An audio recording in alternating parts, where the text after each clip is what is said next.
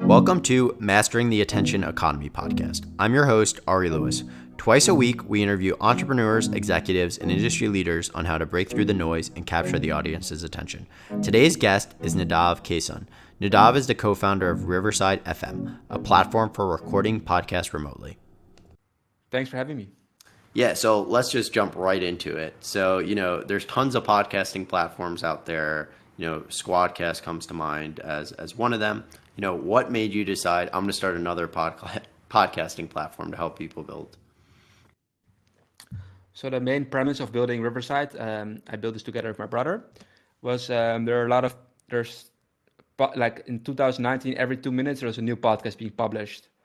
And oftentimes you would see the same guest with the same people, and a lot of content was becoming a bit saturated. I thought so. And one of the most common problems for podcasters is a way to stick out from the crowd and to reach a bigger audience. So we built Riverside with those two reasons, with those two ideas in mind. So one is really growing your audience. So we have some cool features that really allow you to grow your audience. And the second one is really focus on that reliability and quality, because there are other podcast systems out there, but we found those two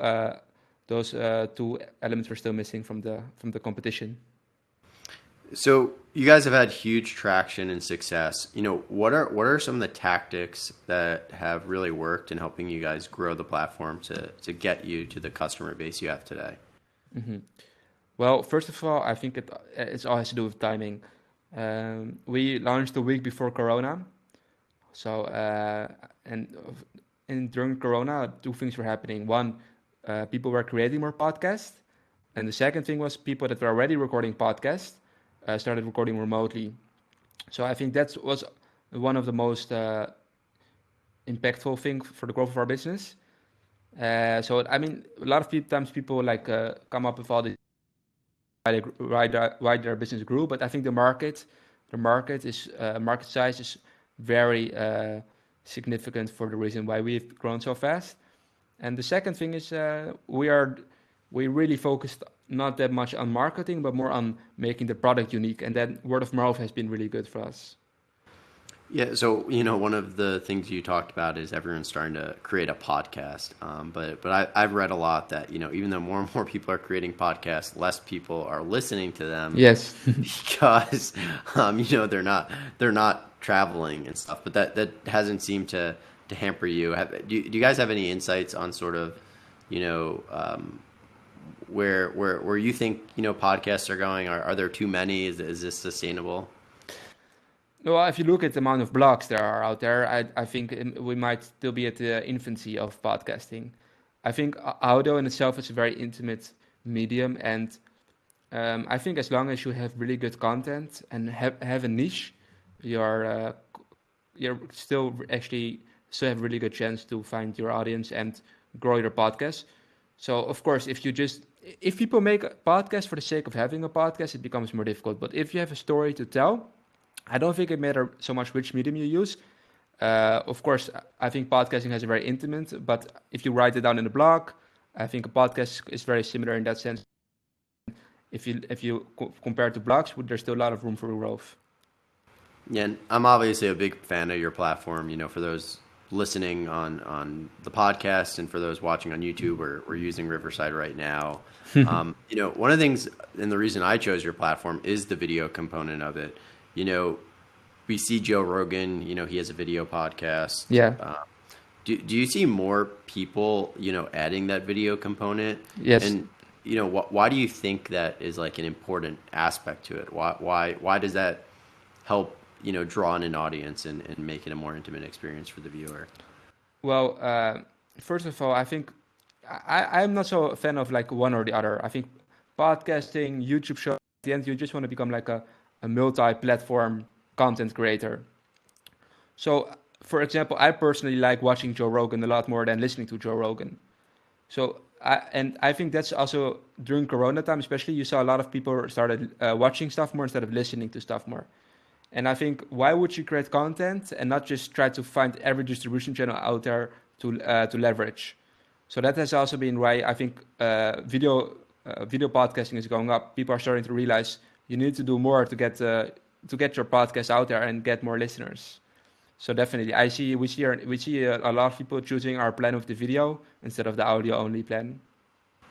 Yeah, and I guess on that note, with sort of the video platform you talked about, multiple distribution channels. Yeah. Do you see it's really important for folks to like break down the videos and that has more insight in editing, because I think one of the things with long form videos that a lot of audiences I don't think are a fan of is like, oh, I'm gonna go on YouTube and watch like a 25-minute YouTube video, but for an audio podcast there's like less friction for whatever reason. Do you have insights on I guess why that is, and also like do your customers and do the people who are creating content on your platform have more success in breaking down the videos into smaller segments? I think breaking down the video in smaller segments is a good way to tease people. So on Twitter and social media, I would recommend, and I've seen that a lot of people have grown their podcast that way. So they publish just a small amount of fragments, and then they link to the entire podcast either on YouTube or on Spotify.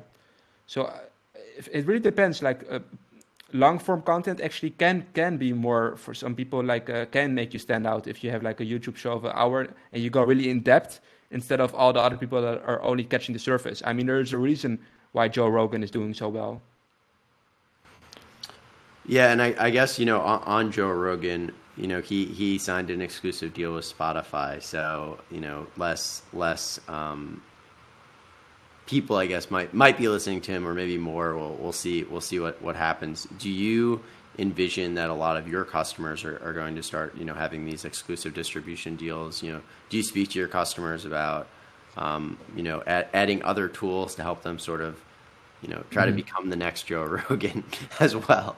But Spotify also adding video, by the way. So to come back also on that other question, I think video is gonna get more and more important for podcasters out there. But I mean, I think if you look also in the whole like email like list kind of thing, Substack and Spotify doing exclusives, I like personally with our own company, we have like some people that have exclusive Spotify.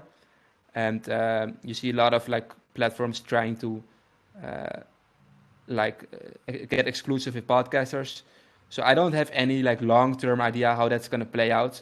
It might be the end of the RSS feed. I'm curious how it's going to play out. But yeah, I think podcasters should not worry too much about which like where to sign with, because normally like it's not really the luxury positions they're in. So just get your content out there, get it onto as many platforms, I would say. So, you obviously have a lot of insights on, the video and audio podcasts being created. What has been like, the most or the average duration for most of the podcasts? Are most people doing like 10-minute videos, 20-minute videos, an hour? Where have you seen most of the recordings end up? I think around the hour. The majority of the recordings are around the hour, and then a lot of people are now posting on social media smaller clips, so they repurpose it into smaller pieces. But originally, the content that's being recorded on our platform is around an hour. So yeah, it's funny. One of the paradox I feel like with podcasting and these video podcasts in general are sort of newsletters and written content creation. Everyone, it's like they want it to be super scannable quickly, but then everyone's okay. Oh, it's an hour podcast. I'm happy to listen to it. Yeah, it's funny. Yeah. What's going on with this? Like, why is this ironic sort of attention inverse happening in that written content creation is like it has to be skimmable, but this podcast it can be an hour and people are really interested in it. I think it has to do with if audio only, like it's an intimate kind of communication method, and because you can do other things at the same time, you don't really mind listening to a podcast for a longer period of time. personally, I don't. I just sometimes listen to podcasts and don't do anything else. I'm not so good in like doing two things at once, multitasking. So if I can be running and listening to a podcast, I don't know if you can. Can you? Yeah, no, I can't. And I mean, that's sort of one of the theses that I've been trying to explore in my writing and with this podcast is I have this whole belief around you can really only focus your attention on one thing. And that's why I've been really interested in sort of the growth of your platform because you guys started so recently and you've just crushed it. And it's interesting that all these people are like interested in creating podcasts and, it continues that this trend of podcasts are becoming popular again or maybe more popular than ever is probably the best way to word it, but our attention and the information out there is as little as possible, so going back to that, it's ironic. Yeah, but I personally like it's also like if I look at myself, I do like when people go in depth. Like, of course, when you're on Twitter, it all depends on which platform you're listening to or watching to something. When you're on Twitter, you expect to skim through things. But if you're listening on your couch and to a podcast or on a train, you don't really mind if a person goes in depth and really comes to the core of the essence. But when you're on Twitter, you don't expect that. And for some people, YouTube prefer like 10 minutes, but there are also, I know a YouTube channel that went first from 10 minutes, like very short movies. And then they went to like hour-long shows. Or like between an hour and hour and a half even, and then they started doing much better when they created long form content. So I would say it's really a matter of like experimentation of what your audience likes, and also what they expect and on which platform you're posting. Yeah, and from a platform point of view, I don't know if you've used Clubhouse yet, or like I Twitter didn't audio. I didn't get selected. I'm not that. Or the Twitter audio feature yet. Do you envision maybe like shorter audio podcasts so there's this one podcast I listen to and I've had him on as a guest, Justin Sua. He has like these 4-minute podcasts and I really like them. Do you see a lot of people, is that something that, you see as a potential trend in the future of like really short form, like 2-minute audio clips? I saw Nathan Basha. I don't know if I pronounced his name correct. Basha. Oh yeah, Nathan Bashez. Yeah, I don't know how to pronounce it either. But he started doing 50-minute podcast. So I know he's also using Riverside, and I'm not sure if the overall. I do think it can be also interesting if people start promoting like posting more short amount of time podcast. But I'm not sure if this is the overall trend, to be honest. Like, I'm also very biased by the users that are using Riverside, So I can think everyone is starting doing video. Meanwhile, on general level, it might not be true at all.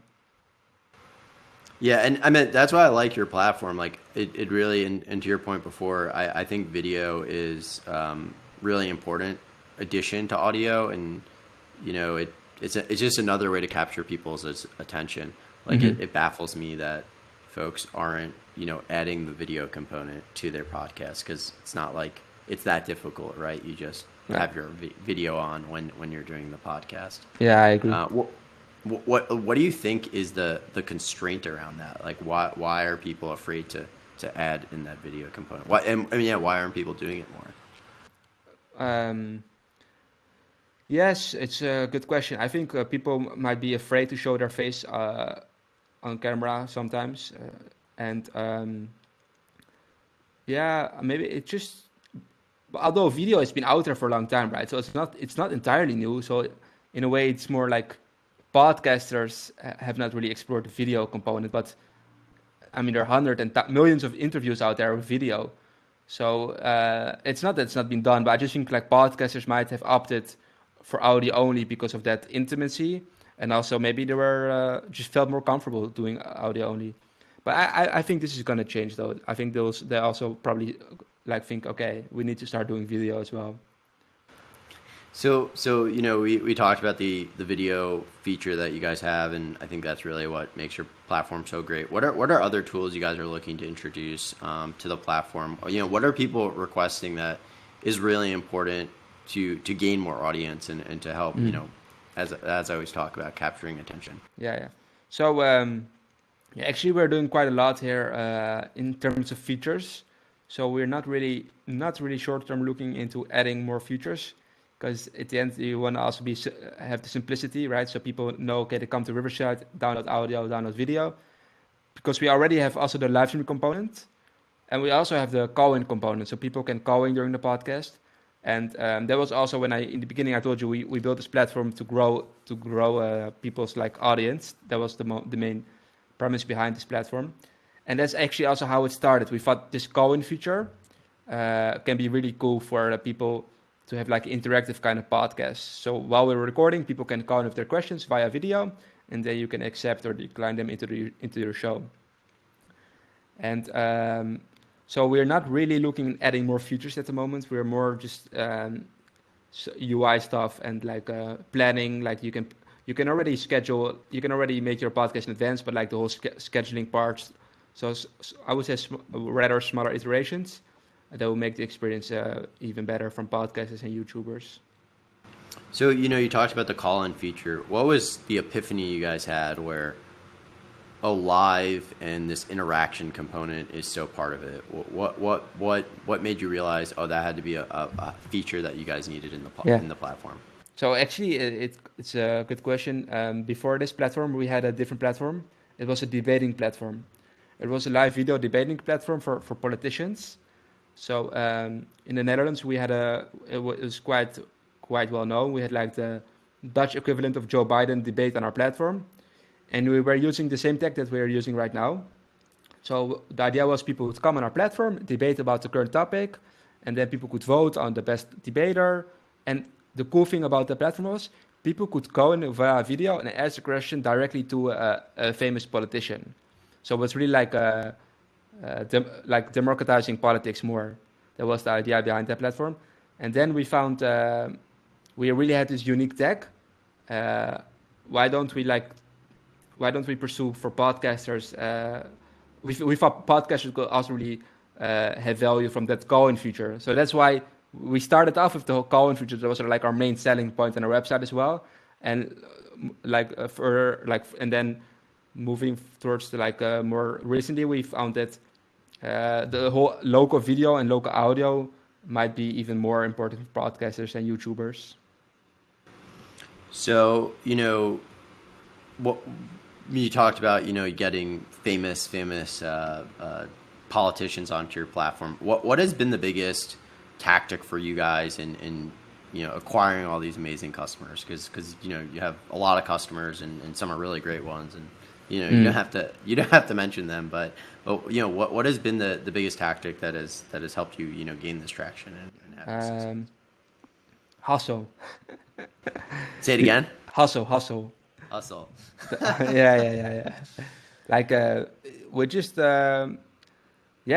like slowly but surely you get some high profile guy, and then he or girl, and then he recommends you to someone else, and then word of mouth. So it's really like pushing the platform ourselves really hard, and then word of mouth has been quite good for us, like I said. So it's a bit of combination, like pushing it out there ourselves, and also because the platform is really like unique. It's quite like it was rather easy to get these people on board. Whereas with the debating platform, I had to literally like call people like, "Hey, you want to debate?" With Debater, I had actually an interesting growth mechanism, which also taught me a lot about growth. What I would do is when we had, let's say, 2 people debate on our platform. So just so people understand the whole idea here, debating platform was the platform before this platform. But what I would do then is like, let's say Joe Biden against Trump. I would say to Trump, "Hey, do you want to debate against Joe Biden?" And I would leave a bit in the middle as if Joe Biden already said yes. And then I would say to Joe Biden, "Hey, do you want to debate against Trump?" And then I got those high-level profile people like that. I love the growth tactic there. So something for everyone to take away when they're thinking about launching a competitor to Riverside or the next big political debate platform. But Nadav, thanks so much for joining me today. I really appreciate it. Where can people find Riverside? Where can they find you on social media as well? So the website is Riverside FM, like we said, I think. And I'm at Twitter at Nadav Keyson, Nadav. Keyson. Yeah, Great. and Well, awesome. reach out to people. People can reach out to me. As you might have noticed yourself, I would love to speak to people that just want to hear people's stories and how they think they can use Riverside. And I love the platform, and we give the best support. Awesome. Awesome. Well, really appreciate you having come on the podcast, and see everyone next time. Sure.